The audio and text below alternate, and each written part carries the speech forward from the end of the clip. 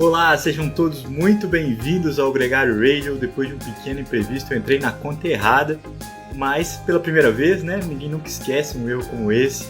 Sejam todos muito bem-vindos. A gente está ao vivo no Instagram. Quem está ouvindo a gente depois vai ouvir a gente também no nosso feed de podcast, no nosso canal no YouTube, mas a imagem é sempre aqui no Instagram. Nosso encontro é sempre às segundas, às 9 da manhã. Daqui a pouco o Nicolas Sessler está com a gente. Uma semana muito especial, hoje dia 14 de março, no próximo sábado, tem a Milão-São Remo, a classicíssima, um nome que faz muito jus ao termo, já que é uma clássica no sentido mais literal da palavra.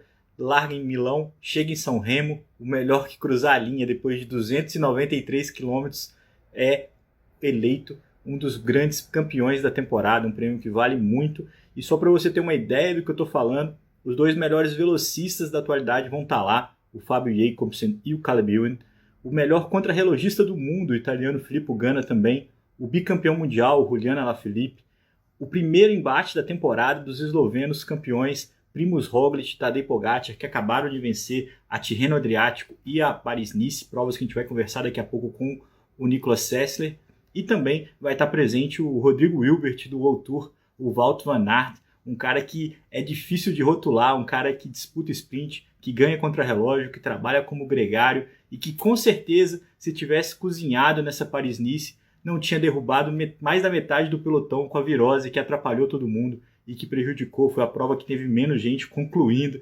Enfim, tudo isso para dizer que a expectativa é enorme para Milão-São Remo. Como diz o poeta, é teste para cardíaco, uma prova que acontece no próximo sábado e que é tema aqui comigo e com o Nicolas Sessler, que já está entrando aqui para falar com a gente. Antes disso, só lembrando que esse Gregário Radio é um oferecimento da Chicon, o óculos do Tadej Pogačar e de muitos outros ciclistas, e tem uma notícia muito legal: a Gravitac, que importa a Chicon para o Brasil, também vai representar a partir de agora a Look Pedais e as rodas Corima, duas aquisições muito legais para o portfólio dessa marca que patrocina, que incentiva, que trabalha aqui com a gente no Gregário Radio. Sem mais delongas, vamos colocar o Nicolas na área.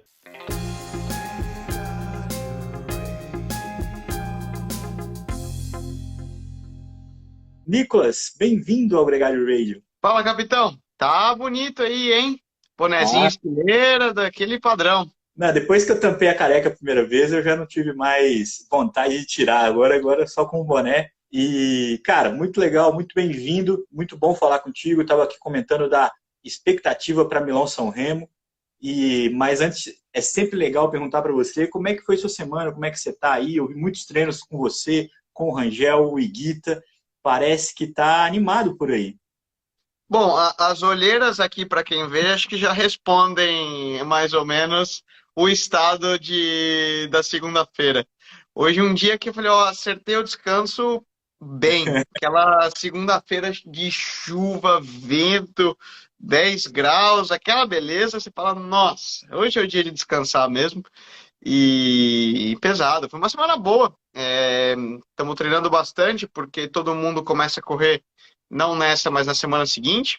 Eu vou competir na França, a volta à Normandia, que são 7 dias também. O Higuita corre e volta à Catalunha. E o Vini ainda está na expectativa aí do calendário dele. Então é bom, a gente junta, se diverte, um aperta um pouco o outro, dá aquela acelerada, e bons treinos, ajuda para chegar em forma e trocar ideia, conhecer, né, a melhor parte do ciclismo. E de quebra também, todo final de tarde a gente acompanhou muita corrida de bicicleta, muita emoção entre Tirreno Adriático, Paris-Nice e outras, né, que também tiveram. Foi bem legal. Pois é, Nicolas, a gente vai falar dessas provas aqui com atenção daqui a pouco. Eu queria só, no começo do programa, já anunciar que alguma coisa, o que muita gente já sabe, mas o Egan Bernal pedalando no rolo é uma notícia muito relevante, muito importante aqui para a gente. Faz parte da nossa torcida, a recuperação dele, vê-lo pedalar é instigante, assim, é confortante saber que ele já começa a fazer plano de voltar a pedalar profissionalmente. Vamos ver. Uma coisa de cada vez, mas sempre com essa cenourinha ali na frente, buscando. Outra notícia importante é que o Mathieu Van Der Poel também, que estava enrolado com a dor nas costas, um problema sério que veio atrapalhando a temporada dele, volta a competir no começo da próxima semana, está previsto largar na Coppa Bartali, uma prova na Itália também por etapas, e é a cereja do bolo, já que os outros grandes nomes estão todos bombando, Nicolas, e vão largar praticamente todos eles na Milão-São Remo, esse grande caldeirão onde coloca ali todo mundo. Como eu falei aqui na abertura, vai ter os melhores velocistas da temporada, o melhor contrarrelogista do mundo, os grandes voltistas, o Wout van Aert, e todo mundo com chance de vencer. Cara, você sabe que tem até uma brincadeira, né? Johan Museeuw dizia, né, o Leão de Flandres, Milão-San Remo é a prova mais fácil de terminar, mas a mais difícil de ganhar. Porque é uma prova, é uma dos 5 monumentos, né? Semana passada a gente discutiu o que é monumento, o que não é, quando tinha rolado a Strade Bianche. E é a primeira das monumentos da temporada, a clássica da primavera. São 300 quilômetros e é uma prova relativamente fácil de terminar, porque ela não tem grandes dificuldades geográficas ou nada que a torne especialmente técnica e difícil. A maior dificuldade é a distância. Uma prova muito longa, né? 300 quilômetros é chão, né, cara? Ribeirão Preto, São Paulo, tem bastante terreno. E isso é o que faz que a prova seja tão dura. Porque depois de 300 quilômetros, vamos falar, então depois de 280 quilômetros, você tem algumas subidas, né? Que é o Pódio, Cipressa, entre outras. E aí, claro, quem tem gás para acelerar depois de 280 quilômetros é o grande tempero dessa prova. É um sprint com 7 horas nas pernas, né, Nicolas? Isso não é para todo mundo. A gente já viu cenas, assim, por exemplo, quando o Kiato ganhou, batendo o Peter Sagan no sprint. É um sprint diferente. Quando você vê o próprio Gaviria caiu ali na chegada também em um ano, já meio bambo. Então é uma disputa muito especial. Eu particularmente adoro, porque quando chega no pódio e tem todas essas possibilidades, e eu acho que esse ano a gente tem uma chance muito grande de começar a ver alguma coisa acontecendo antes disso. Inclusive o Tadej Pogacar já anunciou que o plano dele é atacar um pouco antes. A gente tem uma matemática ali, o que vai acontecer. Aí salta o Vincenzo Nibali e ninguém deu 10 segundos de bobeira, ninguém mais pega e um ciclista ganha uma prova de uma forma muito especial. É uma prova que, para mim, também é das que eu mais gosto de assistir. Também posso te falar, né? Para você que vai assistir a prova, você pode ligar os últimos 50, 60 quilômetros. Não tem necessidade de você ver da largada, porque não acontece praticamente nada até esses últimos 60 quilômetros.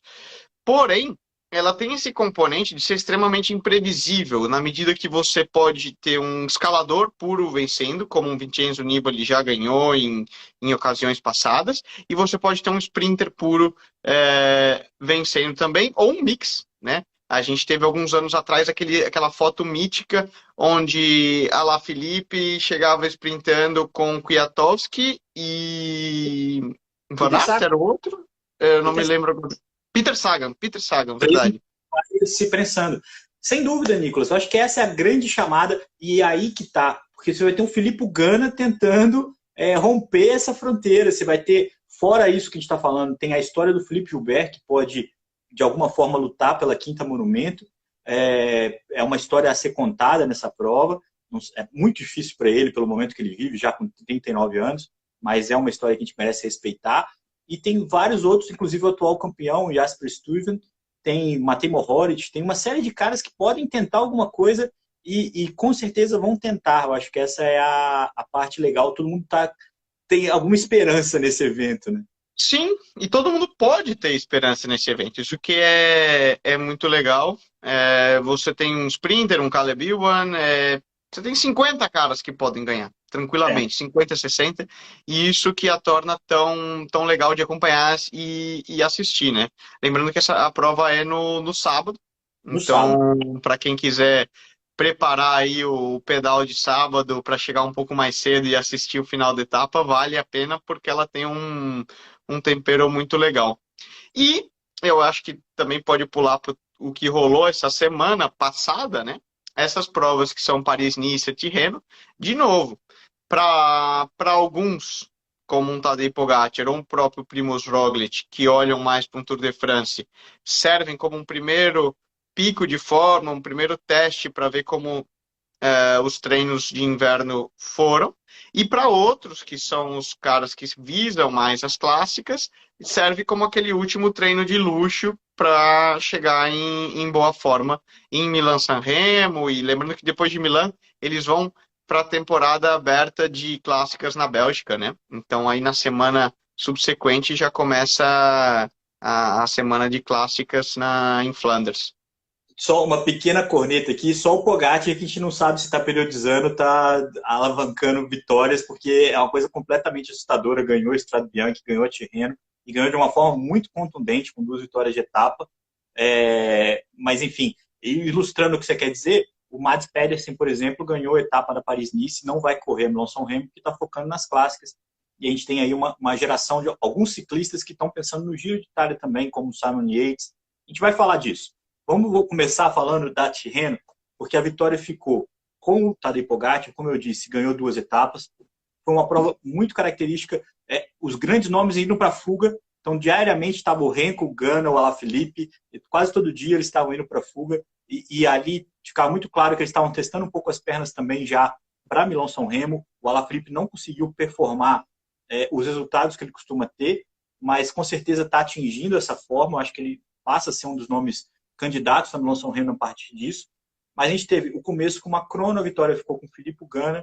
A gente teve também, vou usar minha cola aqui, 2 sprints, o Tim Merlier da Alpecin ganhou, o Caleb Ewan ganhou, e a gente teve também uma vitória com a fuga do Warren Barguil pela Arkea, 2 vitórias de etapa do Tadej Pogacar e uma vitória no final com o Phil Bauhaus, então, o sprinter da Bahrein-Merida. Esses são os campeões de etapa, Nicolas. E a classificação geral ficou com o primeiro lugar do Tour de France, né, o Tadej Pogacar, que alucinou. Que dúvida. O Vingegaard, que foi segundo no Tour de France, também ficou segundo nessa Tirreno. Detalhe aí pro Pogacar, que eu vi na última etapa, eles já tinham trocado o óculos dele, né? Já a Chico botou um óculos azul nele lá para ficar estileira de acordo, porque o uniforme a camisa de líder da Tirreno Adriático é azul, né? Eu falei, os caras são marrentos mesmo, né? Já tem preparado, sabiam que ia ganhar, né? E o Vingegaard foi entrevistado, também teve um meme legal que o cara perguntou para ele assim, agora você está mais perto da camisa azul. Ele falou, qual classificação é a camisa azul? Porque a Tirreno inverte um pouco a lógica, né? Normalmente a camisa verde é a camisa de sprinter, no caso é camisa de escalador, na prêmio de montanha na Tirreno, ficou inclusive com o Quinn Simmons da Trek, e o Vingegaard deu esse mole e virou corneta, mas o pódio foi completado, Nicolas, isso merece uma menção honrosa aqui pelo espanhol Mikel Landa, uma prova que teve esses grandes nomes, esses caras estão botando um pouco as cartas na mesa, né? A gente tem o Landa que tem uma esperança de fazer um giro muito bom, e ver o que dá no Tour, o Vingegaard que vai para o Tour, como backup ali do Primož Roglic, vai ajudar e vai ficar ali na cola.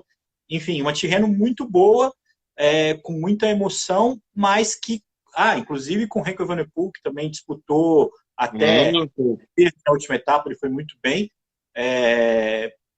Uma boa prova. É claro que quando tem um cara tão dominante como o Pogacar, fica um pouco sem graça, né? Esse é o mal que a gente vai acompanhar. Quem não é torcedor do Pogacar vai passar muita raiva, né? Vai, porque ele brinca com os outros, né? Faz parecer ridículo, essa é a verdade, e a gente até o melhor do resto. Que foi justamente como quando o Valverde foi o segundo lá na Strade Bianche semana passada. Aqui o resultado do próprio Mikel Landa, o Vingegaard, você viu que a galera tá correndo para fazer segundo, né? Porque o Pogacar estava num nível tão superior que era impensável. Mas é certo que a gente viu um pool, né, dividido entre Paris, Nice e Tirreno Adriático, numa semana onde a gente viu praticamente todos os grandes nomes do ciclismo atual competindo. Ou no embate por um lado, ou no embate pelo outro, você pôde acompanhar. Alguns escolheram pela Itália, por proximidade até logística e estratégica. Uma vez terminado o Strade Bianche, normalmente o pessoal já ficou por lá. E os outros escolheram a França, também por uma proximidade logística, uma vez que muitos, né, próprio Wout van Aert falou, olha, agora a gente termina, descansa por aqui, porque a prova terminou em Nice e você está muito próximo de Milão, que é já pensando na semana seguinte de Milão, Milão-São Remo. Mas, no geral, a gente viu praticamente todos os grandes nomes já esticando as pernas e botando para quebrar, né? Sempre com o asterisco que você mesmo usa de diferentes momentos de temporada, né? Mas foi bom ver o Thibaut Pinot andando com os melhores, ver o Nairo Quintana andando com os melhores, mesmo que sejam ciclistas que talvez não consigam ganhar dos grandes nomes, do Tadej Pogacar, do Primož Roglic hoje, mas estão ali com uma boa forma. O Richard Carapaz, ao contrário, não conseguiu andar e teve uma virose que afetou boa parte do pelotão, um cara que também sentiu um pouco esse começo de ano, mas um bom termômetro, né? Já a Tirreno e a Paris-Nice do que está rolando. E aproveitando isso como gancho, Nicolas, quando o Primož Roglic opta pela Paris-Nice e tem toda essa logística, ele também foge um pouco do embate precoce com o Tadej Pogacar. E ali ficou claro a importância da equipe Jumbo e o momento que o Primož Roglic vence. O Primož Roglic vence pela primeira vez a Paris-Nice, bateu na trave em 2020, bateu na trave em 2021, conseguiu não cair nessa edição, mas deu uma bambeada ali na última etapa, o Simon Yates quase colocou ele nas cordas. Quem conseguiu inverter essa situação, quem conseguiu ajudar o Primož Roglic foi o Wout van Aert, que não estava no pico de performance, claramente, na Paris-Nice, se poupou não foi tão dominante nos sprints como poderia. Ele estava na média dele, o que é suficiente para ficar em top 5 de qualquer modalidade. Uma média galáctica, né? Porque o que ele fez Desculpa. O que ele fez na primeira etapa e na última foi impressionante. Porque a última etapa mesmo, né? A etapa de ontem, para quem assistia a maneira como o Van Aert rodou, ele foi a chave em manter a vitória do Roglic ali na prova. Porque realmente o Yates colocou eles sob pressão. E vale lembrar que ele não é um escalador, né?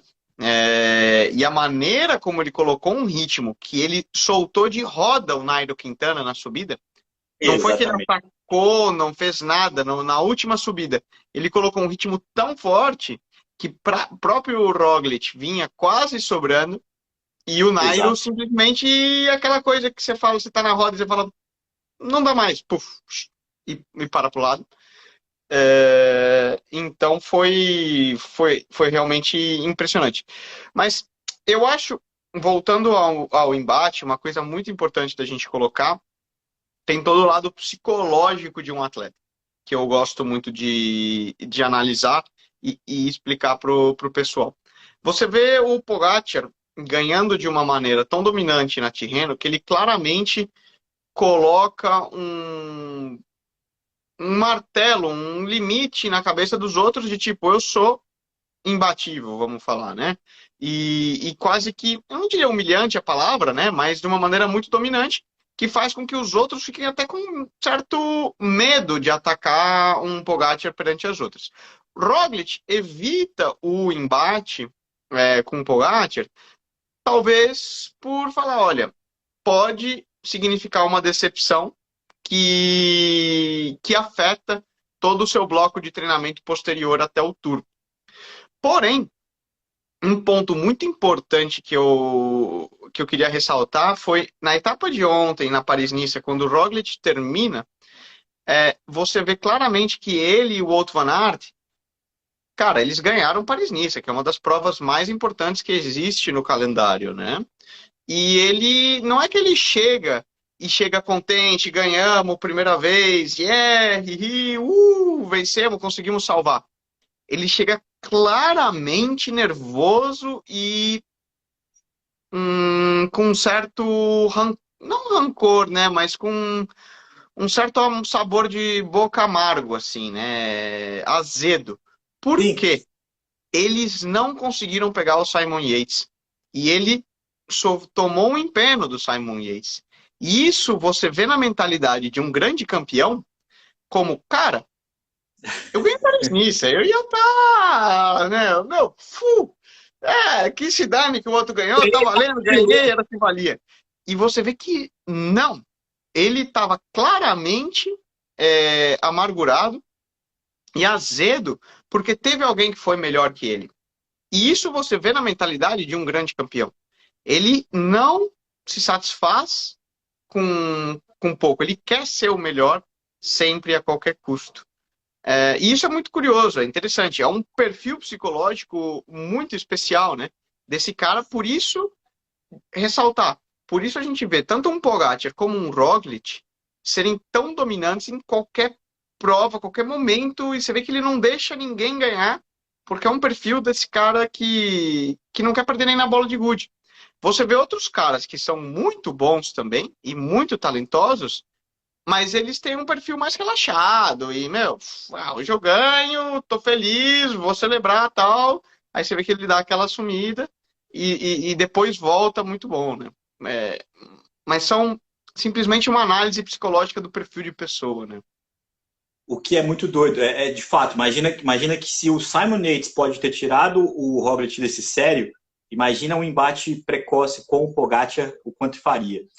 Uma coisa que é curiosa, Nicolas, é engraçado que eu assisti um sketch do Porta dos Fundos essa semana, que o cara toda hora fala assim, deixa eu contar uma historinha, um narrador e um comentarista. Então o cara narrador tá contando o jogo e o comentarista, deixa eu contar uma historinha. Mas eu queria contar uma historinha. Toda hora que eu me interfiro agora no seu comentário, eu lembro desse Porta dos Fundos. Mas, É bem isso aí. Só vou, então, antes de você contar a historinha, fazer um outro adendo para fazer um exemplo. Me veio à cabeça um exemplo de um outro cara que é o oposto. Não o oposto, né? Mas que é exatamente usar o exemplo de quem é muito bom, mas tem esses altos e baixos. É o Uran, o colombiano. Que certamente é um cara que a gente vê pelas redes sociais que uma hora, quando ele está muito focado, ele é capaz de quase ganhar um Tour de France e teria esse talento. Mas na outra o cara é festa, tá zoando, tá abrindo loja em Miami, dando mil e uma e sempre zoeira, né? Sendo profissional da maneira dele, mas você vê que é a outra ponta. o Fábio Leonel aqui, nosso parceiro, acabou de perguntar, porque se esse cronograma é feito antes, ele não evitou o embate. Na prática, não. Na prática, ele fez o calendário dele e é isso que eu queria falar, porque o Giro de Itália insistiu muito para o Pogacar disputar o Giro Tour esse ano. O Mauro Veni publicou na mídia, foi a público dizer que queria que o Pogacar disputasse o Giro, e o Pogacar disse não. O Pogacar, vou focar no Tour de France. Em compensação, eu vou competir o Strade Bianche, o Tirreno e a Milão-São Remo e vou te entregar alguma coisa. Com certeza eu vou te entregar o que você espera no Giro, eu vou te entregar aqui nessas provas, vou guardar o turno para mim, para o tricampeonato, e vou te entregar uma boa performance, tanto na Strade Bianche, que ele já ganhou, a Tirreno, que ele também ganhou, com espetáculo, e com certeza ele pode até não ganhar a Milão-São Remo, mas vai ser um cara muito ativo nessa prova, não tenho a menor dúvida de que vai. O cara da DCN fez uma brincadeira falando assim, será que se o Pogacar ganha a Milão-São Remo que ele está inscrito e a Volta de Flandres que ele também está inscrito, ele muda o calendário dele e disputa Paris-Roubaix? Por que ele falou isso? Porque ele já é o atual campeão da Liège, o atual campeão da Lombardia. Se ele vence a Milão-São Remo e a Volta de Flandres, só falta a Paris-Roubaix para ele ser dono das 5 monumentos ao mesmo tempo. Não. E aí ele fala, qual que é a chance? Aí o Tadej Pogacar responde ele no Twitter, ele fala assim, não muita. Quer dizer, ele não fecha as portas. Assim, se acontecer, que não é fácil e não é simples, mas é possível, dele ganhar Milão-São Remo e Volta de Flandres, talvez ele até compita a Paris-Roubaix para ser campeão das 5 monumentos. Duvidar, Nicolas, eu não duvido. Mas é muito complicado. Seria uma agressão muito grande aos especialistas o Tadej Pogacar fazer isso. É uma afronta quase de um domínio de um cara que é muito absurdamente forte, né, cara? A gente está vendo um cara muito especial no esporte, né? Exato. A gente está vendo um Ayrton Senna, um Lewis Hamilton nas suas devidas proporções, um Schumacher no seu momento no esporte, né? E talvez um cara mais como um Senna, né? Que marcou não só sua geração, mas muitas por vir. eu acho que é uma correlação. Michael Jordan, um cara extremamente fora da caixa mesmo. Voltando aqui para finalizar a Paris-Nice, a gente tem que sempre dar os resultados aqui. E na Paris-Nice, se o Caleb Ewan ganhou na Tirreno, o Paris-Nice, quem ganhou foi o Fabio Jacobsen, um sprint muito contundente. A gente chegou a falar da primeira vitória do Laporte na primeira etapa, e aí ganhou o Fabio Jacobsen no sprint também, sobre o Wout van Aert. E aí a gente teve também as vitórias do Mads Pedersen, que é o ex-campeão mundial, com um sprint muito bonito, uma vitória muito bonita. Lembrando que ele não vai para Milão-San Remo. E teve as vitórias do Brandon McNulty e do Borgador, da Total Energies, que é o sósia do Alaphilippe, que ganhou um sprint, antecipou o sprint, né, um ataque próximo da meta, que foi uma vitória muito bonita também. Essas são as vitórias. O Simon Yates ganhou a última etapa, o Primož Roglič ganhou a penúltima, os dois ali já na disputa pela classificação geral. O pódio ficou Primož Roglič, Simon Yates e Daniel Martinez, que fez um bom final de prova. Ele ficou um pouco mais distante porque ele não começou tão bem, e aí conseguiu um resultado muito bom, que volta a colocar ele que foi campeão em 2020 da Paris-Nice, né? Não, do Dauphiné. O Martinez ganhou o Dauphiné. Foi que o Primož Roglič abandonou, né? Com o tombo também. E aí volta a figurar como um candidato de grandes voltas. Ele é um cara que sonha com isso, foi um grande gregário do Bernal no Giro, e se coloca ali como uma oportunidade. Só aproveitando aqui, respondendo o Falsarella, a gente já falou do Nicolas, do Higuita e do Rangel. Tem que chegar às 9. Chega na hora, rapaz. Tomou pênalti aí, ó. O professor deu o cartão amarelo. Vai ter que ouvir a gente no YouTube ou no podcast aqui no feed gregário. Mas, brincadeiras à parte, Nicolas, vamos só bater aqui que faltam 40 dias para o Giro, está muito perto da primeira grande volta. Todos esses nomes aí estão na disputa. A gente tem uma expectativa do Simon Yates, que foi muito bem, e também tem para o Landa, para o Martinez, quem sabe como é que vai ser a configuração da primeira grande volta do ano. Até lá, muita água por rolar. Uma informação importante que você tem é sobre os convidados da Vuelta, né? Definiu os 3 equipes, obviamente são as 3 equipes espanholas, mas não deixa de surpreender um pouco a escolha que a ASO fez para os 3 convidados, né? Obviamente não, né? Essa notícia saiu faz meia hora, 40 minutos. E a grande surpresa são todas as equipes World Tour no convite da Volta, que não é surpresa nenhuma. As 2 equipes que têm direito, que é a Alpecin e a Arkea. E depois, nas 3 convidadas, a surpresa foi o convite da equipe Kern Pharma, que é uma equipe pró-continental também espanhola, nova. Ela passou para o Continental no ano passado. Base da antiga equipe Lizarte, por onde passou eu, corri, Carapaz correu, Marco Soler, André Amador e Dair Quintana, entre outros, né? E foi o convite deles e a exclusão da Caja Rural, que é uma equipe que a gente sempre viu na Volta, de anos, aí vou te falar de mais 10, 12 anos que eles vêm participando, ou até mais, desde que a equipe existe. E esse é o primeiro ano que eles ficam de fora. O que era previsível que uma das equipes espanholas pró-continentais ficaria de fora, porque são 4. E eles só têm 3 convites. Então, essa foi a notícia aí, que a gente vai ter Burgos, BH mais uma vez, Kern Pharma e a Euskaltel Euskadi, que é a equipe do País Basco, a Força Laranja lá. Pelo que eu estava olhando, a grande dúvida era entre a Caja Rural e a Burgos, qual que merecia, qual que tinha mérito esportivo maior para o convite. E aí, porque a Burgos não fez uma boa temporada no ano passado, mas eles acabaram mantendo a Burgos no start list. A dúvida é mais entre Caja e Kern, porque Burgos tem alguns interesses comerciais por trás, que é a saída da própria Volta da cidade, da província de Burgos, e como a província de Burgos é uma patrocinadora da Volta, naturalmente sabia-se, tanto a Fundação Euskadi, né, como Burgos, sabe-se que eles vão sim ou sim, por interesses comerciais, questões de política governamental. A dúvida estava mais entre a Kern e a Caja Rural sobre quem levaria esse convite. Na prática é isso. Na esportiva, a análise era um pouco do mérito da Burgos, que tinha esse trunfo na mão, né? Enfim, não é a primeira vez, não vai ser a última, e é melhor a gente se conformar. Nicolas, enquanto isso, a Carra Rural ganhou uma prova em Portugal esse final de semana, a clássica de Arrabida, e tem uma peculiaridade muito legal, que tinham 4 brasileiros nesse pelotão. O Davidson, que esteve aqui com a gente, foi o melhor brasileiro na prova, o Indinho também estava na prova, e outros 2 brasileiros, o Guilherme e o Michael.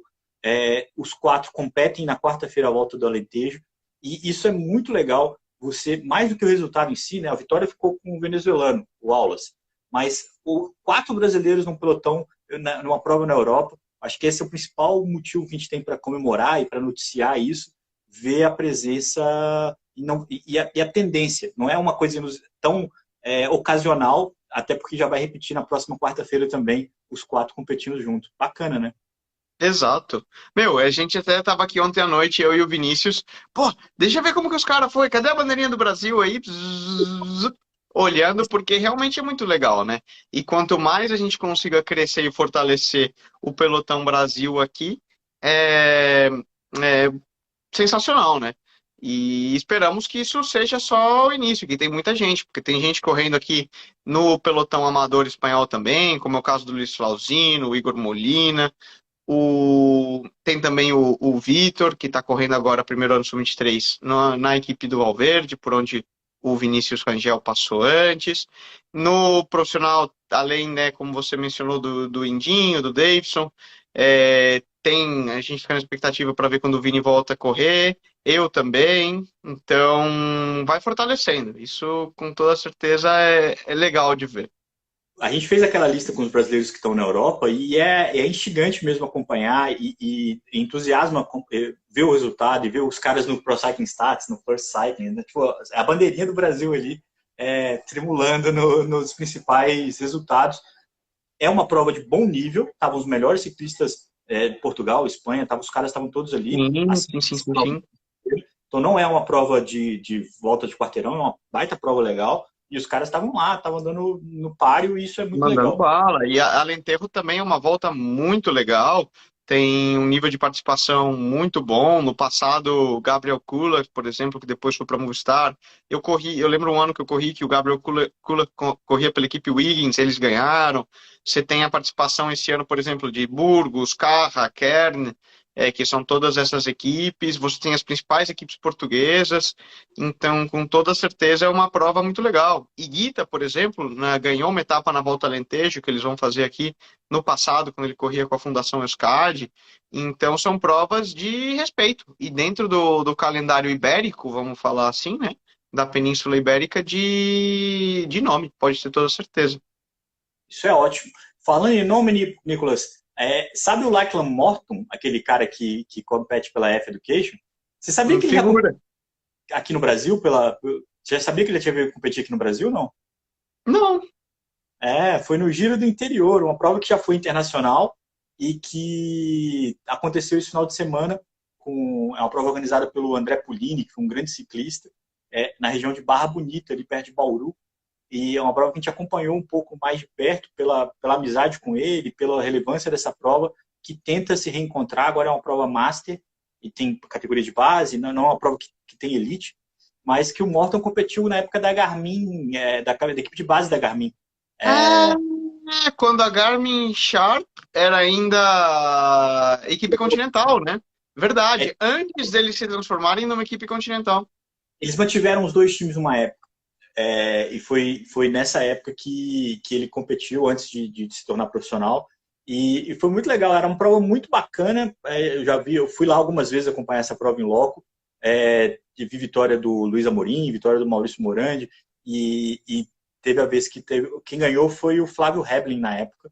E o vice-campeão foi um cara da Garmin, mas não foi o Morton. Enfim, só para citar que esse evento teve novamente. E que também um outro evento que se transformou, de alguma forma busca sobreviver, é o Tour do Rio, que lançou essa semana um Save the Date para o Desafio Tour do Rio. É um evento que vale muito a pena também de prestigiar, instigar, para que ele se mantenha. Esses eventos são tradicionais, são eventos que são feitos por pessoas apaixonadas, então fica aqui o registro do Giro do Interior. Quem quiser ver mais, está no nosso Stories, algumas coisas dessa prova. E a expectativa para o Tour do Rio, que, se eu não me engano, vai ser em agosto. Mas não acredito que seja uma volta elite. Pelo nome que eles usaram, Desafio Tour do Rio, eu acho que ele também vai ter abertura para amador também, que é um cenário que é inevitável. Nicolas, antes de a gente fechar, uma coisa importante. A gente está comemorando um ano de MTB Pass, um podcast de mountain bike que você participa com alguma frequência. E eu preciso dizer para todo mundo aqui que a MTB Pass está sorteando um fim de semana uma clínica de ciclismo de mountain bike lá em Campos do Jordão. É só chegar lá, tudo na faixa. Então, para isso, entre na página do MTB Pass no Instagram, dê o seu nome lá, marque, cumpra os requisitos e concorra um prêmio muito maneiro de habilidades no mountain bike, Nicolas. Você tem algumas? Eu não tenho, não. Eu não sei. Às vezes eu me pergunto se eu tenho ou não tenho e saio comprando uns terrenos por aí. Tá no coração, né? Não adianta. Começou por ali, tem um pouco ainda de sangue, corre pó dentro das veias ainda. Dá para ver isso claramente. A gente está com um podcast no ar sobre o Cape Epic, que também exala essa sua paixão pelo mountain bike. A Vivi Faveri participou com a gente também, ela que é a host do MTB Pass. E é muito legal ter um podcast que vai para essa linha do off-road e faz com tanto carinho, igual a Vivi faz. Pessoas muito legais têm falado com a gente. Na próxima terça-feira tem podcast novo, inclusive, com o Márcio Prado, um cara muito interessante. Com certeza todo mundo vai curtir. Lembrando que o MTB Pass agora faz parte do feed do Gregário Cycling, tudo junto no mesmo lugar, para todo mundo que gosta de boas histórias do mundo das rodas. Nicolas, um grande abraço, uma ótima semana para você. No sábado a gente vai assistir Milão-São Remo e na segunda-feira a gente se encontra para falar o que rolou. Isso aí. Valeu, capitão. A gente se vê. Valeu, um abraço para todo mundo e até segunda que vem.